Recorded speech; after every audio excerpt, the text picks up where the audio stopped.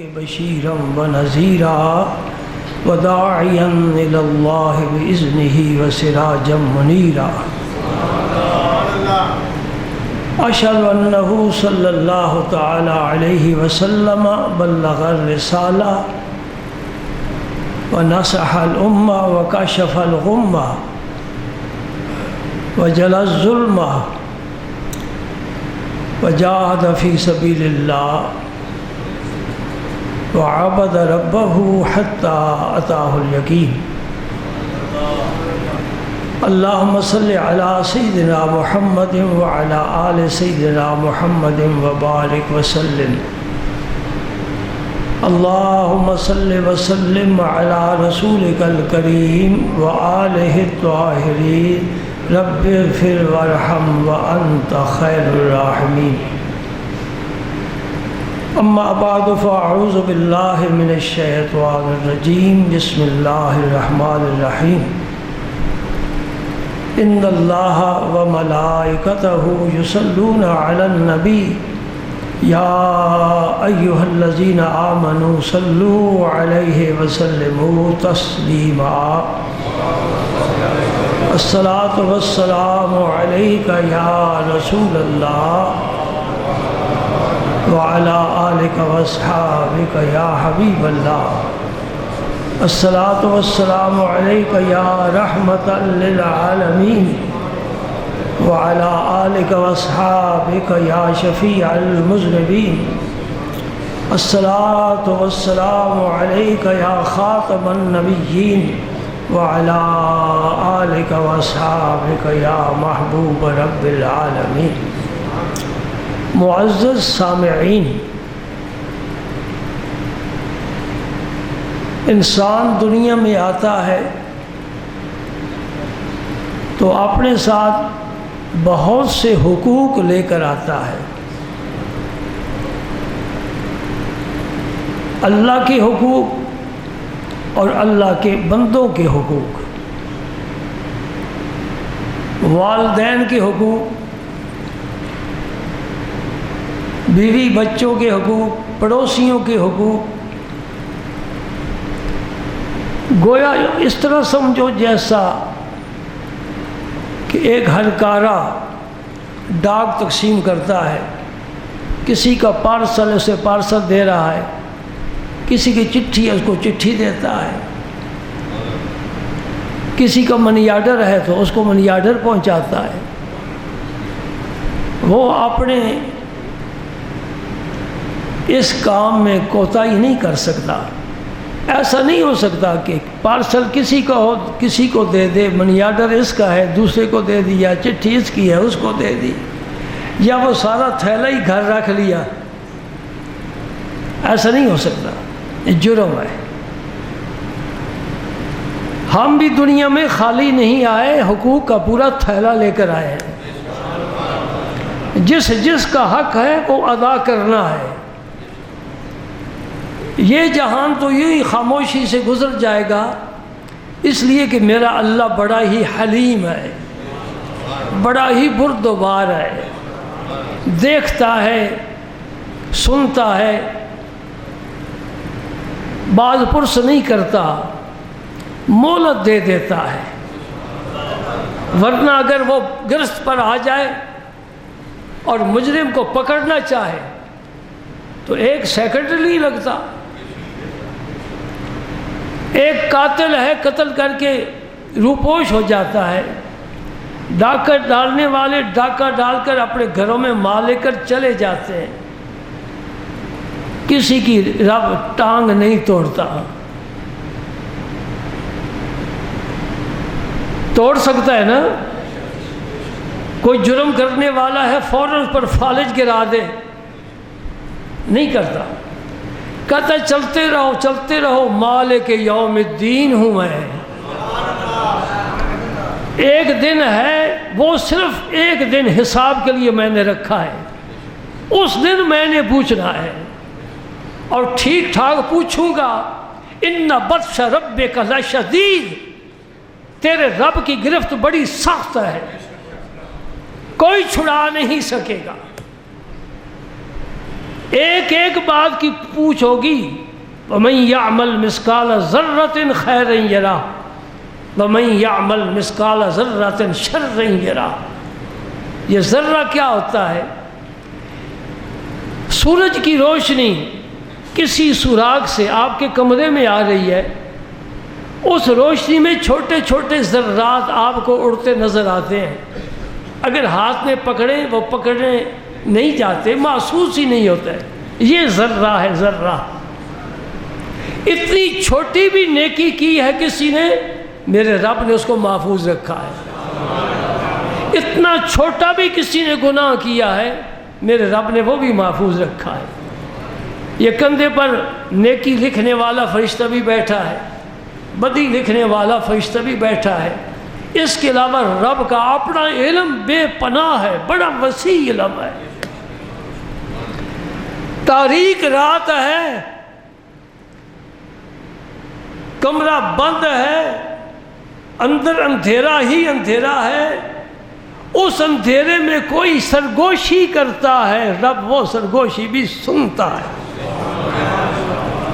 حضرت یونس علیہ السلام خدا کے پیغمبر مچھلی کی پیٹ میں، مچھلی سمندر کی تہ میں، رات کا اندھیرا، بادل، بارش، مچھلی کے پیٹ کی وہ آواز، لا الہ الا انت سبحانک انی کنت من الظالمین. خالق کائنات نے جہاں ہے میرا رب سن لیا نا. اور فرماتے ہیں اگر یہ بندہ میرا، یہ پیغمبر، یہ یونس یہ کلمات نہ کہتا تو قیامت تک مچھلی کے پیٹ سے باہر نہ نکلتا. یہ مشکل حل کرنے والے کلمات ہیں. لا الہ الا انت. رب کو یہ کلمات بڑے پسند ہیں. بندہ جب یہ کہتا ہے کہ اس پوری کائنات میں اے اللہ تیرے بغیر کوئی معبود نہیں ہے، تو ہی خالق ہے، تو ہی مالک ہے، تو ہی رازق ہے، محیی تو ہے، ممیت تو ہے، قابض تو ہے، باسط تو ہے، خافض تو ہے، رافع تو ہے، معز تو ہے، مذل تو ہے، سمیع تو ہے، بصیر تو ہے. یہ سب تیری صفات ہے. سبحان اللہ. کوئی مجھے ایسا دکھاؤ جس میں ایسی کوئی ایک صفت ہی پائی جاتی ہو. یہ رب العالمین ہے. قل اللہم مالک الملک تؤتی الملک من تشاء وتنزع الملک ممن تشاء. دیکھا نہیں تم نے ایران کا شہنشاہ کہاں سے ایک بندہ شہنشاہ بن گیا؟ تیری اوقات ہی کیا ہے؟ فَلْيَنْظُرِ الْإِنسَانُ مِمَّا خُلِقَ مِن مَّاءٍ دَافِقٍ يَخْرُجُ مِن بَيْنِ الصُّلْبِ وَالتَّرَائِبِ إِنَّهُ عَلَىٰ رَجْعِهِ لَقَادِرٌ. اور فرماتے بڑا کدابر ہے تو، تیرا سینہ بڑا چوڑا ہے، کندھے تیرے بڑے دور دور پھیلے ہوئے ہیں، تیرے بازو میں بڑی طاقت ہے، اکڑ کر چلتا ہے. کبھی غور کیا ہے تو ہے کیا؟ کہاں سے آیا؟ کون ہے تو؟ فَلْيَنْظُرِ الْإِنسَانُ مِمَّا خُلِقَ. کس چیز سے تجھے پیدا کیا گیا ہے؟ خُلِقَ مِن مَّاءٍ دَافِقٍ. ایک قطرہ ہی ہے نا ٹپک کر نکلنے والا پانی، تو وہی قطرہ ہی تو تھا. اللہ اکبر. بندے کو اس کی حقیقت میرا رب بتاتا ہے، جتلاتا ہے. تو کیا تھا؟ ایک قطرہ تھا. تیرے رب نے تجھے انسان بنایا ہے، تو اس کو بھول گیا ہے. تو میں پوچھتا تو یہ چاہتا ہوں کہ وہ ایران کا شہنشاہ کہتے ہیں، سنا ہے، اللہ بہتر جانتا ہے، کہ اس کے ٹائلٹ میں بھی سونے کی ٹائلیں لگی. لگا سکتا ہے؟ کہاں گیا وہ؟ اس کا عروج کدھر گیا؟ اس کا تخت، اس کا تاج، اس کی حکومت، سلطنت، خزانے، فوج و سپاہ، حکومت، اس کا قانون چلتا تھا، آرڈر چلتا تھا، کدھر گیا؟ یہ ایک شہنشاہ کل کی بات ہے نا. اس سے پہلے بڑے بڑے گزر گئے ہیں. نمرود کدھر ہے؟ فرعون کدھر ہے؟ یزید کدھر ہے؟ بڑے بڑے سرکش. فرمایا میرے حبیب کہہ دے قل اللہم مالک الملک تؤتی الملک من تشاء وتنزع الملک ممن تشاء. ہمارے اس بر صغیر پاک و ہند میں غلاموں کی حکومت کا تمہیں تاریخ میں باب ملے گا. یہ بادشاہ کون تھے؟ کہاں سے آئے؟ قطب الدین ایبک کون تھا؟ رب کسی کو تاج پہناتا ہے اور کسی تاج والے کے سر سے تاج چھین بھی لیتا ہے۔ وَتُعِزُّ مَن تَشَاءُ وَتُذِلُّ مَن تَشَاءُ بِيَدِكَ الْخَيْرُ إِنَّكَ عَلَىٰ كُلِّ شَيْءٍ قدیر۔ اتنی قدرت، اتنی طاقت کسی کو نہیں حاصل جتنی میرے رب کو حاصل ہے۔ سبحان اللہ۔ تو میں حقوق کے سلسلے میں آج دو باتیں عرض کرنا چاہتا ہوں۔ اللہ پاک کے دو عظیم تحفے اس امت کو ملے۔ یہ امت سب امتوں سے افضل کہلائی، کنتم خیر امت، بہترین امت تم۔ یہ خطاب سب سے پہلے کن سے فرمایا؟ صحابہ کرام سے۔ صحابہ کرام کی عظمت کی واضح دلیل، کنتم خیر امت، اے میرے نبی کے یارو اس وقت روئے زمین پر تم ہی ہو اور کوئی نہیں ہے۔ تم بہترین لوگ ہو جنہیں اللہ خیر فرمائے۔ شر کی ان کی طرف نسبت کرنا یہ پرلے درجے کی جہالت اور حماقت ہے۔ نبی کے سارے یار برحق ہیں۔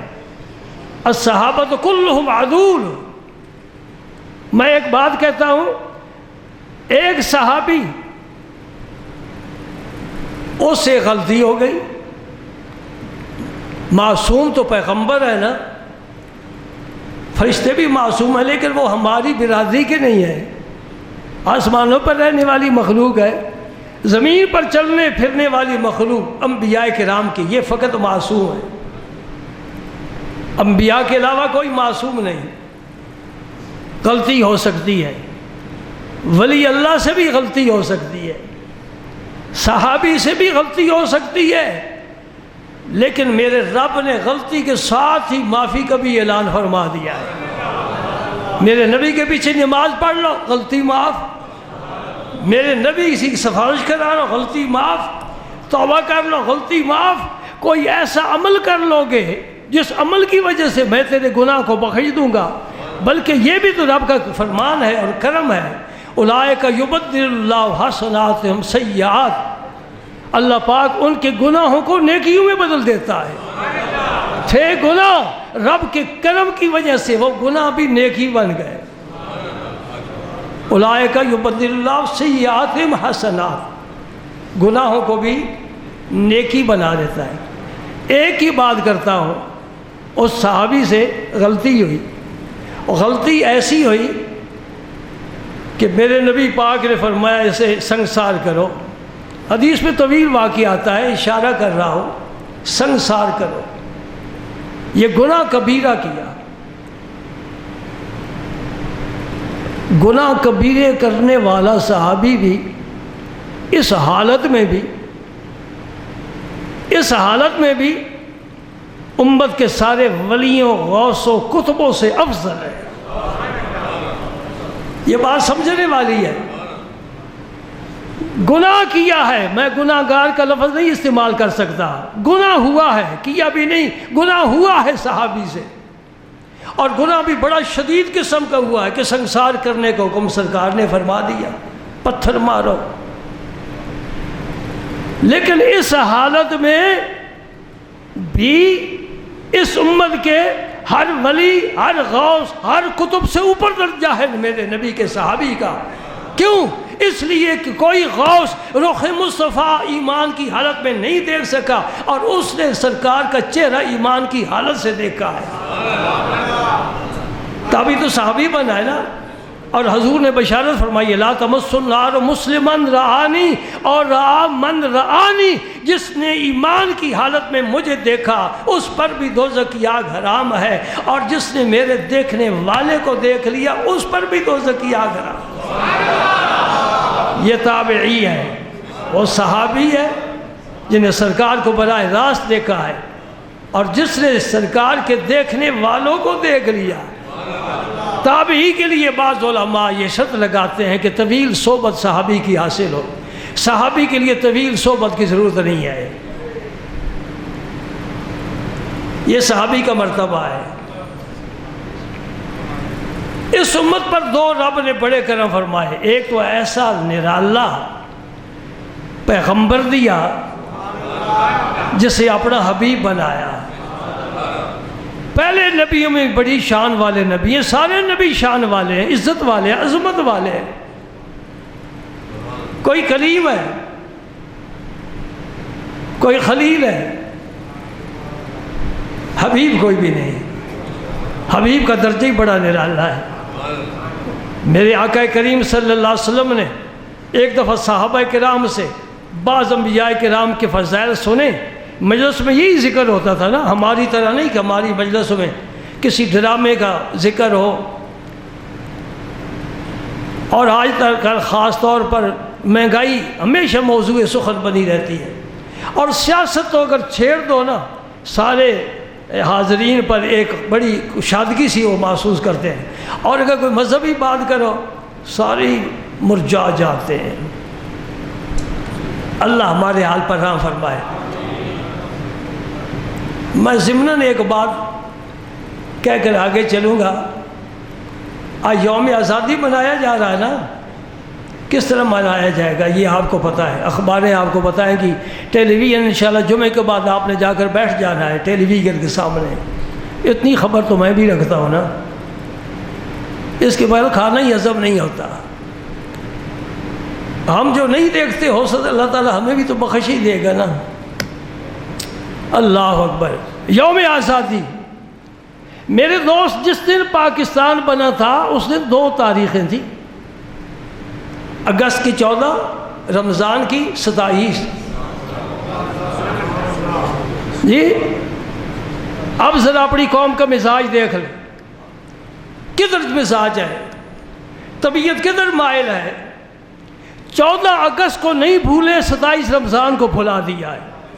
14 اگست کی تاریخ میں رب نے کون سی ہمیں نعمت دی ہے، 27 رمضان میں تو رب کی کیا وہ رات ہے۔ حضرت عبداللہ ابن عباس کے قول کے مطابق انا انزلناہ فی لیلۃ القدر وما ادراک ما لیلۃ القدر لیلۃ القدر خیر من الف شہر۔ ایک رات کا ذکر آتا ہے نا،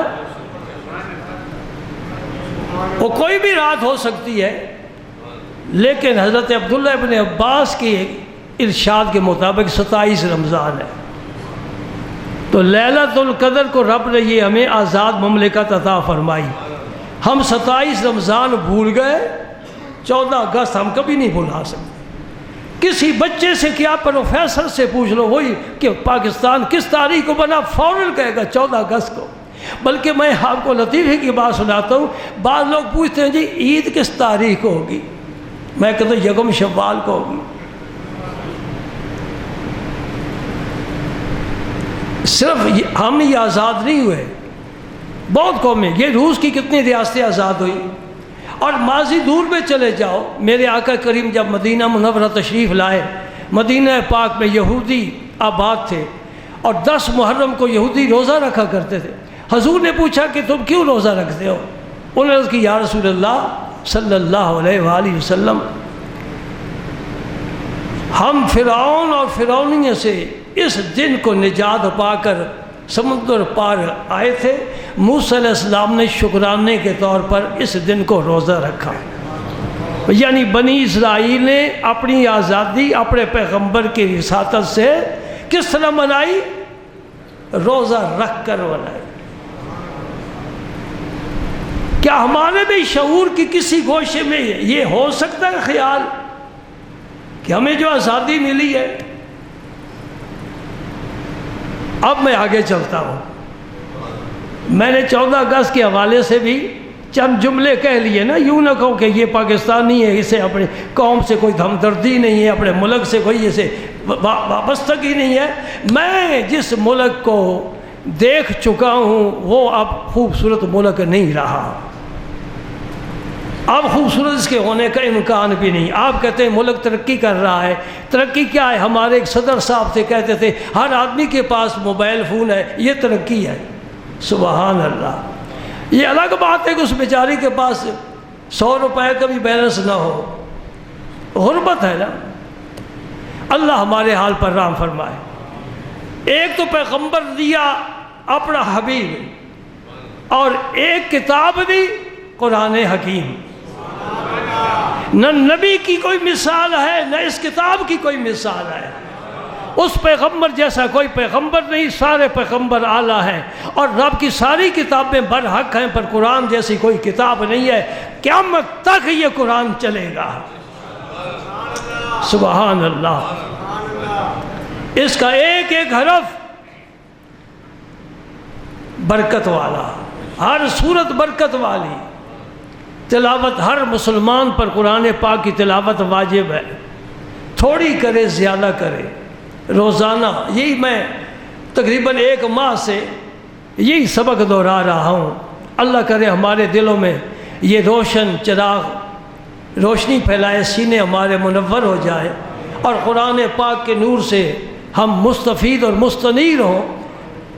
بچوں کو بھی قرآن پڑھاؤ، خود بھی قرآن پڑھو، گھر میں بیویاں قرآن پڑھیں، تھوڑا پڑھو زیادہ پڑھو، روزانہ پڑھو۔ یہ قیامت کے دن رب کا قرآن شفاعت کرے گا۔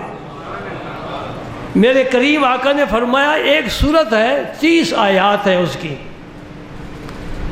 یہ 29واں پارہ شروع ہو رہا ہے، سورہ ملک۔ تبارک الذی بیدہ الملک وہو علی کل شیء قدیر الذی خلق الموت والحیات لیبلوکم ایکم احسن عملا۔ اللہ برکت والا ہے، ساری حکومتیں اسی کی ہیں، ملک فقط اسی کا ہے، اور اسے بڑی قدرت حاصل ہے۔ اس نے زندگی کو بھی پیدا فرمایا، موت کو بھی پیدا فرمایا۔ یہ دونوں وجودی چیزیں مخلوق ہے، زندگی بھی وجودی چیز ہے، موت بھی وجودی چیز ہے۔ کیوں پیدا کیا؟ لیبلوکم، آزمائے تمہیں، آزمائش کرے۔ یہ امتحان ہے، یہ امتحان گاہ ہے جس میں ہم بیٹھے ہیں۔ ایکم احسن عملا، کس کا اچھا عمل ہے؟ اچھے عمل کی کیا تعریف ہے؟ اچھا عمل کسے کہیں گے؟ اچھا عمل وہ ہے جو سنت کے مطابق ہو۔ اچھا عمل وہ ہے جو سنت کے مطابق ہو۔ مجھے یاد آ رہا ہے صحابہ کرام کا قرآن پڑھنا۔ قرآن جب صحابہ کرام جو بھی عید سنتے تھے فوراً سرکار سے اس عید کو قبول کرتے تھے، پڑھتے تھے قرآن، رات کو بھی دن کو بھی، نمازوں میں۔ نماز میں قرآن پڑھنا زیادہ افضل ہے بغیر نماز کے پڑھنے کے، اور یاد پڑھنے سے دیکھ کر پڑھنا زیادہ افضل ہے، اس میں زیادہ فضیلت اور زیادہ ثواب ہے۔ نازے خانوں کے لیے بشارت ہے، حافظوں کی الگ بشارت ہے۔ من قرأ القرآن وعمل بما فیہ البس والداہ تاج یوم القیامہ۔ جس نے قرآن پڑھا اور پھر اس پر عمل بھی کیا، یہ نہیں کہ پڑھ کر حفظ کر کے کالج میں داخل ہو گیا، داڑھی بھی چٹ، نمازیں بھی ختم، جی سارا کچھ ہی بھول گیا، قرآن بھی بھول گیا۔ نہیں، قرآن پڑھے اور پھر اس پر عمل بھی کرے۔ یہ اس عالم اور قاری کی بات ہے کہ اس کے والدین کے سر پر قیامت کے دن تاج سجایا جائے گا۔ پتہ ہے کتنا روشن ہوگا، کتنا چمکتا ہوگا؟ جس طرح سورج چمکتا ہے اس سے بھی زیادہ روشنی اس تاج کی ہوگی۔ صحابہ کرام نے قرآن پاک کو لیا نبی پاک سے، رات دن پڑھا کرتے تھے، اور میرے آقا کریم رات کے وقت گشت فرمایا کرتے۔ وَتَقَلُّبَكَ فِي السَّاجِدِينَ، میرے حبیب سجدہ کرنے والوں میں آپ کی جو آمد و رفت ہے، یہ کوئی ہم سے اوجھل تو نہیں، ہم دیکھتے ہیں آپ کو چلتے ہوئے۔ صحابہ کرام کے حالات کا جائزہ لیا کرتے تھے۔ ایک دن جو آپ گزرے نا تو سیدنا ابوبکر صدیق قرآن پاک کی تلاوت کر رہے تھے، رات کا وقت ہے، اور آرام تو انہیں بھی پسند تھا نا، آرام تو کرنا ہر آدمی کو پسند ہوتا ہے۔ جو آرام کی قربانی دیتا ہے رب کی رحمتیں وہی لوٹتا ہے نا۔ ہمارے اقبال نے کہا تھا عطار ہو، رومی ہو، رازی ہو، غزالی ہو، اس امت سے 4 فرد اس نے چنے ہیں۔ عطار ہو یعنی شیخ فرید الدین عطار، جن کی تعریف مولانا روم نے بھی فرمائی۔ عطار ہو، رومی ہو، رازی ہو، غزالی ہو، کچھ ہاتھ نہیں آتا بے آہ سحر گائی۔ جس نے بھی اعلیٰ مقام پایا ہے رات کی تنہائی میں، جسے کہتے ہیں نالہ نیم شبی، آدھی رات کے وقت آنسو بہانا اور اپنے رب کو منانا، یہ کسی کسی کا کام ہے۔ سبحان اللہ۔ ام المومنین عائشہ صدیقہ رضی اللہ تعالی عنہ فرماتی ہیں کہ بعض دفعہ نہیں اکثر ایسا ہوتا تھا کہ سرکار جب میرے حجرے مبارک میں تشریف لاتے تو فرماتے عائشہ تو مجھے اجازت دیتی ہے میں اللہ کی بندگی کر لوں؟ یا رسول اللہ میں کیسے آپ کے اور آپ کے اللہ کے درمیان حائل ہو سکتی ہوں؟ آپ فرماتی ہیں کہ سرکار جب نماز شروع فرماتے ایک آیت کا ایسا تکرار فرماتے، ایسی لذت آتی، ایسا سرور آتا کہ صبح ہو جاتی تھی۔ ہاں جی، ابو بکر صدیق آہستہ تلاوت کر رہے تھے، پھر آپ کا گزر ہوا حضرت عمر فاروق رضی اللہ تعالی عنہ کے مکان کے پاس سے، وہ بلند آواز سے تلاوت کر رہے تھے۔ دونوں کا اپنا اپنا مقام ہے، وہ مقام مشاہدہ ہے، یہ مقام مراقبہ ہے، دونوں اعلیٰ۔ صبح ہوئی تو سرکار نے پوچھا ابو بکر رضی اللہ تعالیٰ عنہ آپ آہستہ آہستہ تلاوت کر رہے تھے، اس میں من اناجی یا رسول اللہ میں جس سے مناجات کر رہا تھا نا اس کو میں سنا ہی رہا تھا۔ نحن اقرب الیہ من حبل الورید، رب سنتا ہے دل کی آواز، آواز نہیں، دل میں خیال ہی آ جائے میرے رب پر کچھ پوشیدہ ہے۔ عمر تم سناؤ، تم بڑی بلند آواز سے تلاوت کر رہے تھے۔ اوقظ النائمین واطرد الشیاطین، یا رسول اللہ میں اونچی آواز سے اس لیے تلاوت کرتا تھا کہ سوئے ہوئے جاگ جائیں، شیطان بھاگ جائے۔ اللہ کا جہاں ذکر ہوتا ہے وہاں شیطان نہیں رک سکتا۔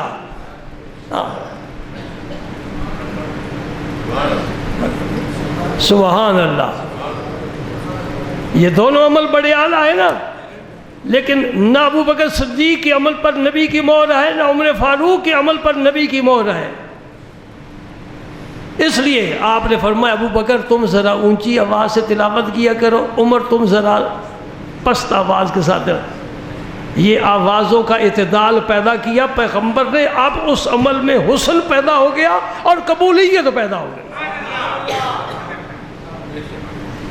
اونچی آواز سے تلاوت کرنا بھی جائز ہے، آہستہ بھی تلاوت کرنا جائز ہے، لیکن چونکہ وہ اپنی مرضی سے کر رہے تھے، نبی پاک صلی اللہ علیہ وسلم اس پر مور لگا کر اب اس کے عمل میں روحانیت، نورانیت اور برکت بھر دی ہے۔ اس لیے ہر عمل، جو بھی کوئی عمل کرے زندگی کا، ہم کتنے عمل کرتے ہیں، سوتے ہیں کیسے سوتے ہیں، جاگتے ہیں کیسے جاگتے ہیں، ہر مسلمان کو حضور اکرم صلی اللہ علیہ وسلم کے عمل کو دیکھ کر قدم اٹھانا چاہیے۔ اس میں حسن ہے، قبولیت ہے۔ مثلا نماز ہی ہے نا، ہم اپنی مرضی سے نہیں پڑھ سکتے۔ اقیم الصلاۃ، رب نے تو فرمایا نماز قائم کرو، صلاۃ قائم کرو۔ صلاۃ کے لغت میں 17 معنی ہیں، کون سا معنی مراد لیا جائے؟ رب سے پوچھو یا اللہ کس وقت پڑھیں، کتنی رکعتیں پڑھیں، اور رکعتوں میں کیا پڑھیں؟ قرآن میں ہمیں نہیں ملے گا، ہمیں نہیں ملے گا۔ رب کیا فرمائے گا؟ رب فرمائے گا میں نے حکم دے دیا ہے، تفسیر پوچھنی ہے میرے حبیب سے جا کر پوچھ لو۔ وَآتُوا الزَّکَاۃَ، زکوٰۃ ادا کرو۔ کس چیز پر زکوٰۃ ہے، کس پر نہیں؟ نصاب کیا ہے، سونے کا چاندی کا کیا نصاب ہے؟ مجھ سے نہ پوچھو، میں نے حکم دے دیا ہے، میرے حبیب سے جا کر پوچھ لو۔ یا رسول اللہ نماز کیسے پڑھیں؟ اللہ کا بھی فرماتا ہے صلو کما رأیتمونی اصلی، جس طرح مجھے دیکھتے ہو نماز پڑھتے ہوئے اس طرح نماز پڑھو۔ سمجھ گئے؟ کیا پیارا ارشاد فرمایا، یوں نہیں فرمایا صلو کما اصلی، جس طرح میں نماز پڑھتا ہوں اس طرح تم بھی پڑھو۔ کوئی امتی نبی پاک جیسی نماز نہیں پڑھ سکتا، اس لیے آپ نے فرمایا صلو کما رأیتمونی اصلی، جس طرح مجھے نماز پڑھتے دیکھتے ہو اس طرح پڑھنے کی کوشش کرو۔ اندر کا حال تو رب کے پاس ہے۔ ایک ہی صف میں کھڑے ہو گئے محمود و ایاز، نہ کوئی بندہ رہا نہ کوئی بندہ نواز، پیر ہے مرید ہے سارا برابر کھڑے ہوئے ہیں، لیکن دونوں کی نماز کی کیفیت الگ ہے۔ نماز پڑھیں گے ایک جیسی، پیر رکوع میں جائے گا مرید بھی جائے گا، وہ سبحان ربی العظیم پڑھے گا وہ بھی پڑھے گا، سبحان ربی الاعلیٰ پڑھے گا وہ بھی پڑھے گا، سمع اللہ لمن حمدہ وہ کہے گا یہ بھی کہے گا، قوما جلسہ زاری ایک جیسے، لیکن اندر کی حالتیں بڑی مختلف ہیں۔ سبحان اللہ۔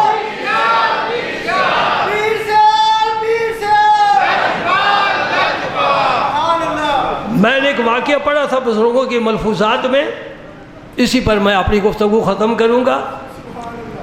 کچھ دوست ساحل دریا پر اکٹھے ہو گئے، وضو کیا، ایک اجنبی بزرگ آ گئے، سب نے کہا جی آپ نماز پڑھائیں۔ نماز تھی مغرب کی، انہوں نے کہا نہیں بہتر ہے تم ہی پڑھاؤ۔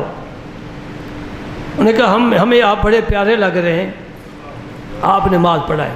میں آپ دوستوں سے بھی عرض کروں گا کہ دوران سفر اگر کہیں اتفاق ایسا ہو جائے کہ اس مسجد کا مقرر امام نہیں ہے اور کچھ نمازی جمع ہیں اور آپ سے کہیں نماز پڑھاؤ، جھجک محسوس نہ کیا کرو، پڑھایا کرو نماز۔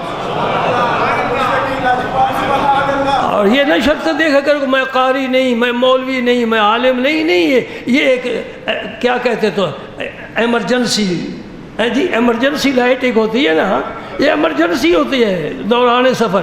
ایسی حالت میں صلو خلف کل بر و فاجر، ایسی حالت میں جو بھی سامنے نماز پڑھا رہا ہے پڑھو۔ میں نے عربستان میں یہ بڑا دیکھا ہے، وہ یہ نہیں دیکھتے داڑھی ہے کہ نہیں، امامہ ہے کہ نہیں، مولوی ہے کہ نہیں، جو بھی کھڑا ہے اس کے پیچھے اللہ اکبر۔ بلکہ ایسا بھی اتفاق ہوا، ہم مغرب کی نماز پڑھ رہے تھے مسجد نبوی شریف میں، قضا ہو گئی تھی نا دوران سفر، تو مسجد نبوی شریف میں مغرب کی نماز میں جماعت کرا رہا تھا، پیچھے آ کر عشاء کی نماز انہوں نے آگے شروع کر دی، اور سلام پھیرنے کے بعد انہوں نے ایک رکعت اور پڑھ لی۔ یہ ان کا اپنا طریقہ ہے۔ وَلِلنَّاسِ فِي مَا يَعْشِقُونَ مَذَاهِبُ، اپنے اپنے طریقے ہیں نا، چلتے رہے، کسی پر تنقید نہ کیا کرو۔ جو عمرہ کر کے آتا ہے نا وہ تنقید کا تھیلا ساتھ لے کر آتا ہے، ایسا نہیں کرنا چاہیے، انہیں اپنے حال پر رہنے دو، اپنی خیر مناؤ، کسی کی فکر نہ کرو۔ تو ہم سے ہمارے بارے پوچھا جائے گا، کسی کے بارے نہیں پوچھا جائے گا، وہ رفع یدین کرتا ہے کہ نہیں کرتا، آمین بالجہر کرتا ہے کہ نہیں کرتا۔ یہ فروعی مسائل میں نہ الجھے کرو۔ کوئی انگوٹھے چومتا ہے تو ٹھیک ہے، نہیں چومتا تو ٹھیک ہے، کوئی اذان کے ساتھ درود پڑھتا ہے تو پڑھنے دو، نہیں پڑھتا تو اسے مجبور نہ کرو۔ نماز کے بعد کوئی کلمہ پڑھتا ہے کہو پڑھو جی بڑی خوشی نال پڑھو، جو نہیں پڑھتا اسے نہ مجبور کرو، تو بھی پڑھ کلمہ، وہ پڑھنے والا ہے تب بھی مسجد میں آیا ہے نا۔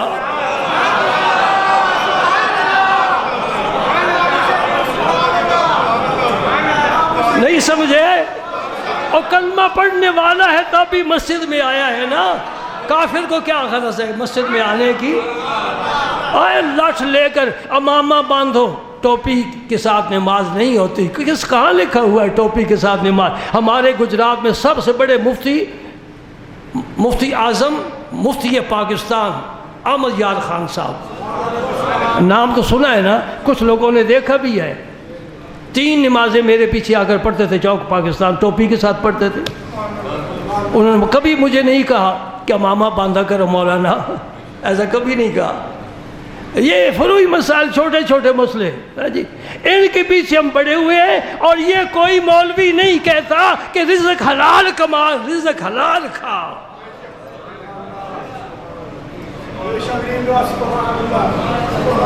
جزئی مسائل کے پیچھے سارے مولوی لگے ہوئے ہیں، اور اتنا اختلاف شدید ہو گیا ہے نا، جو درود نہ پڑھے کہتے ہیں یہ سنی ہی نہیں ہے۔ اے سنیت کی مور تیرے پاس ہے، تو سنی بنانے والا ہے؟ سبحان اللہ۔ جو 1.25 لاکھ نبیوں کا غلام ہے اور اس امت کے ہر ولی کا غلام ہے، وہ سنی نہیں تو کیا ہے؟ یہ درود پاک پڑھنے اذان کے ساتھ پڑھے تو تبھی سنی بنتا ہے۔ بس میری بات یاد رکھو، کسی پر تنقید نہ کرو، اپنا قبلہ درست رکھو، اپنا قبلہ درست رکھو، کسی کے بالکل پرواہ نہ کرو۔ کہیں موقع مل جائے نا نماز پڑھانے کا تو پڑھا دیا کرو۔ سبحان اللہ سبحان اللہ صلو کما رہا. ہاں وہ بزرگ کیا ہے فرماتے بھائی بہتر ہے تم ہی نماز پڑھو. انہوں نے اصرار کیا نہیں آپ پڑھائیں. سبحان اللہ. انہوں نے نماز شروع کر دی. نماز کیا شروع کر گئی آدھ گھنٹہ لگ گیا. ہاں جی. جب نماز سے فارغ ہوئے تو انہوں نے کہا حضرت ہم نے بڑے بڑے علماء کے پیچھے نمازیں پڑھی ہیں, اس طرح کی نماز تو ہم نے کہیں نہیں پڑھی کہ 3 رکعتیں اتنا لمبا سجدہ, رکوع لمبا, قیام لمبا, ہر رکن لمبا. فرمانے لگے میں نے پہلے ہی کہا تھا کہ مجھے معاف رکھو آپ ہی پڑھا دیں. آپ نے مجبور کیا تو میں آگے بڑھ گیا, انکار بھی نہیں کر سکتا. انہوں نے کہا یہ وہ تو ٹھیک ہے آپ نے نماز پڑھائی ماشاءاللہ بڑی اچھی پڑھائی, لیکن اتنی لمبی نماز.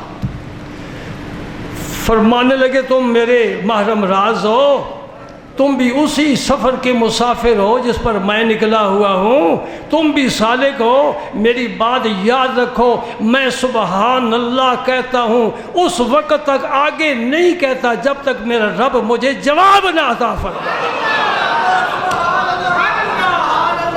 ہر کلمے پر مجھے آواز آتی ہے کہ تیری یہ آواز قبول ہے. سبحان ربی العالیٰ سبحان ربی العالیٰ. پتہ ہے رابعہ بصریہ نے ایک رات کو سجدہ کیا تھا نماز کا, اور سبحان ربی العالیٰ میں بڑی لذت آئی. شیخ فرید الدین عطار رحمۃ اللہ علیہ نے لکھا ہے بڑی لذت آئی, اور یہ کہتی رہیں. ہم تو اتنے کنجوس ہیں کہ 3 سے آگے بڑھتے ہی نہیں.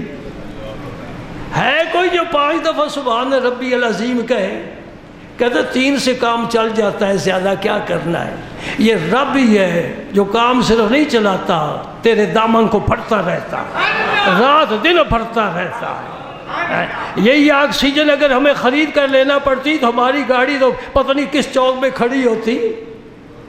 یہ سانس مفت مل رہی ہے نا, یہی آکسیجن ہے. سبحان اللہ سبحان اللہ. رب کی نعمتوں کا خیال کیا کرو. صحت رب نے دی ہے, معذور نہیں بنایا, کسی کے محتاج نہیں ہے. شیخ سعدی صاحب رحمۃ اللہ علیہ فرماتے میرے پاؤں میں جوتا نہیں تھا, میں پیدل جا رہا تھا جمعے کے لیے, اور جب مسجد میں میرے دل میں خیال آیا کتنے لوگ ہیں جو گھوڑے پر سوار ہو کر آئیں گے, میں کیا سوار ہو کر جانا ہے, پاؤں میں جوتا بھی نہیں ہے, موسم گرمی کا ہے. فرماتے جب مسجد میں پہنچا میں نے ایک دیکھا جو لولا لنگڑا بیٹھا وضو کر رہا ہے, ٹانگیں ہی نہیں کوئی اٹھا کر لایا ہے. کہا سعدی اب سنا, تو کسی کا محتاج تو نہیں, خود چل کر آ گیا ہے. یہ بزرگوں کے واقعات چھوٹے چھوٹے ہمارا قبلہ درست کرنے کے لیے ہوتے ہیں, اور بڑے سبق اس میں ملتے ہیں, بڑے سبق ملتے ہیں. سبحان اللہ. شیخ سعدی صاحب نے حد کر دی ہے, وہ انشاء پرداز نہیں ہے. ان کی گلستہ بوستہ یہ تصور طریقت کی کتابیں ہیں, کریمہ سے شروع ہوتی ہے. یہ بھی اخلاق کی کتاب ہے. کریمہ بے بخشائے برحال ماں کہ ہستم مسیرے کا مند ہوا, ندارے میں خیر رس تو فریاد رس تو یاز یارا خطا بخش بخش نگاہ دار مارا زرائے خطا خطا در گزارو ثواب اب نما. سبحان اللہ. میں سارا کریمہ آپ کو سنا دوں, یہ ہے پہلی کتاب. ہاں دیکھو نا, ہمارا بچہ سکول میں جاتا ہے تو کیا ہوتا ہے, وہاں کیا پڑھاتے ہیں, الف. الف کیا ہوتا ہے, انار, بے بکری. یہ ہمارے سکول کا نصاب ہے.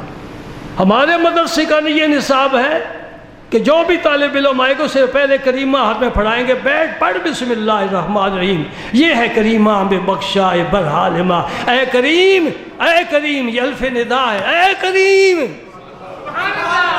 دوستو میری بات یاد رکھو, میری یاد. یہاں شیخ الحدیث صاحب بھی تشریف فرما ہے. میں بڑی جرت کر رہا ہوں ان کے سامنے گفتگو کرتے ہوئے, ذرا جگہ کھلی دے دینا آپ کو. یہ بھی تشریف فرمائے. میں آپ کو بتانا چاہتا ہوں, میری بات سنو غور سے. یہ کریم ایسا رب کا اسم مبارک ہے جس کا ترجمہ ہم کسی زبان میں نہیں ہو سکتا. کریم کا معنی بس کریم ہی ہے. رب کریم ہے اور اس کا رسول بھی. انہو لقول رسول کریم. ایک کہنے لگا جی اللہ کے علاوہ کسی کو کریم نہیں کہنا چاہیے. میں نے کہا ہم تو نہیں کہتے, جب رب کہے تو پھر کہنا پڑتا ہے نا. ہم نہیں کہیں گے اپنی طرف سے، رب فرما رہا ہے انہو لقول رسول کریم، یہ کریم رسول ہے۔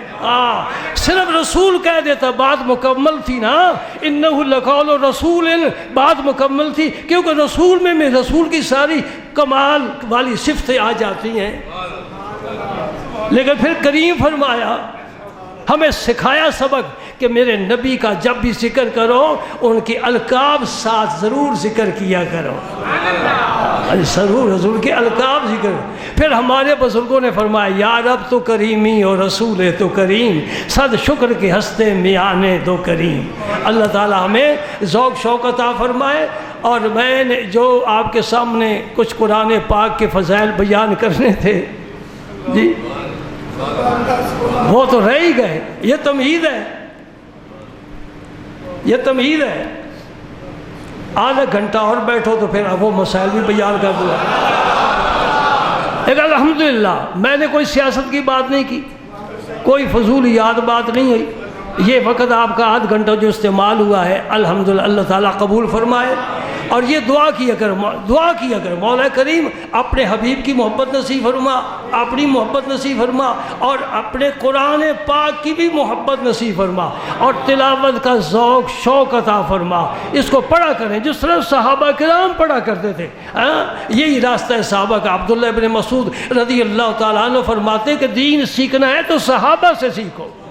علم میں گہرے تھے، تکلف سے پاک تھے صحابہ کرام نبی کے، اتنی عظمت والے تھے۔ دوستو تم ولیوں کو ماننے والے ہو، سب سے ولی تو اعلیٰ ولی تو صحابہ تھے۔ سب سے اعلیٰ ولی جن کے قدموں پر ولی بھی قربان ہوتے ہیں وہ صحابہ سرکار کے یار، حضور کے یار، محرم راز اور رفیق سفر و حضر۔ سبحان اللہ، حضور ان کی غمی خوشی میں شامل، وہ حضور کی غمی خوشی میں شامل۔ سبحان اللہ۔ حضور تشریف لے گئے نا اپنی والدہ کے مزار پر، ابوا شریف حضرت آمنہ رضی اللہ تعالی عنہ۔ میں تو کہوں گا کہ اس لیے میرے سارے بزرگ استاد مشائخ ان کے والدین، حضور کے والدین کے ایمان کے قائل ہیں۔ اور علامہ جلال الدین سیوطی رحمۃ اللہ علیہ نے مستقل ایک رسالہ بھی لکھا ہے۔ بارکہ یہ اختلافی مسئلہ ہے، اختلافی مسئلہ ہے۔ سبحان اللہ، سبحان اللہ۔ بھائی دودھ کس برتن میں رکھتے ہو؟